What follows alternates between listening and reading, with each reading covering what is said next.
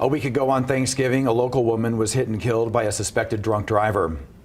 Tiffany Price was killed in a crash near Fort Apache and Red Hills. Price was leaving Thanksgiving dinner with friends at the time. Those friends joined her husband to honor and remember her at the scene of the crash.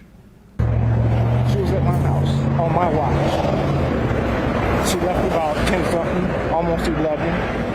You know, you would never think that something would ever happen. The youngster who, was under the influence, I don't think she really understands what she took from this world and from a lot of people.